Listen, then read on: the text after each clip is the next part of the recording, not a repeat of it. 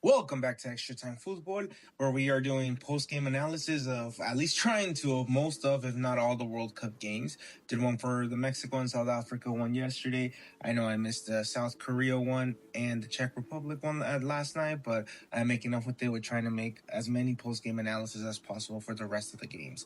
Today, we're starting off with Canada and Bosnia Herzegovina. To begin this game, Canada had a very, very strong start, and they even had a very clear shot attempt in the first 5-7 minutes, if I recall correctly. It was like a penalty in movement, where Jonathan David should have put that away. That would have been a clear indicator that Canada was starting off strong and they would have kept that momentum.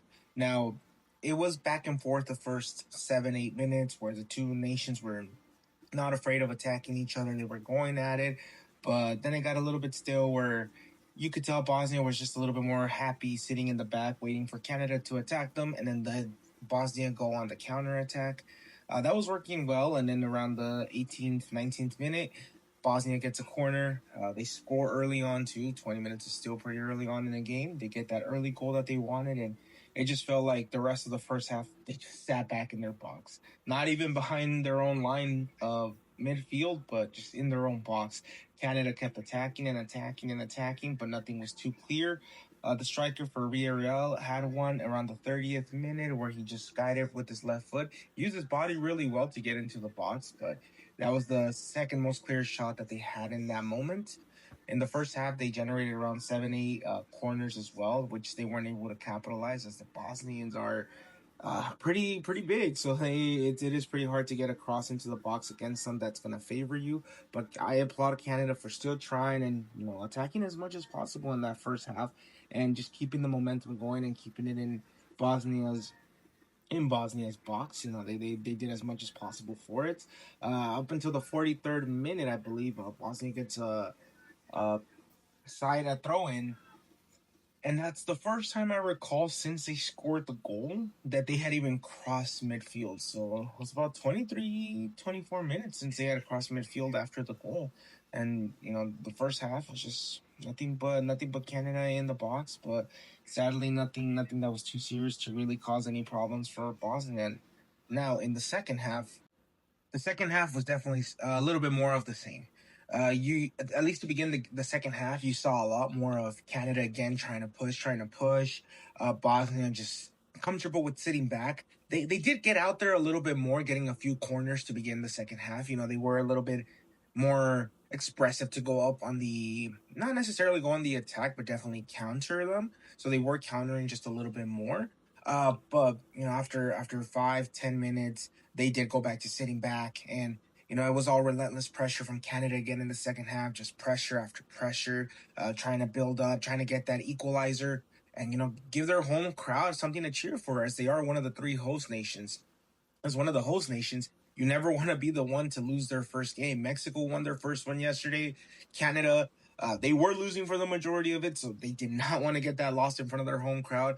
That goal eventually did come through late into the second half, the 78th minute. Kyle Loren, the substitute that came on, yeah, it was a little bit lucky. It was he did have a little bit of luck on his side, as it was touched by the defender when it came off of the defender when Loren kicked it in. But hey, you need some luck sometimes in the game to get the results. I don't want to neglect the two clear goal scoring chances that Canada also had. One that that the left back, the captain, did clear off the line and struck it up against the post. Canada came really close to equalizing early on in the second half. And they had a second one.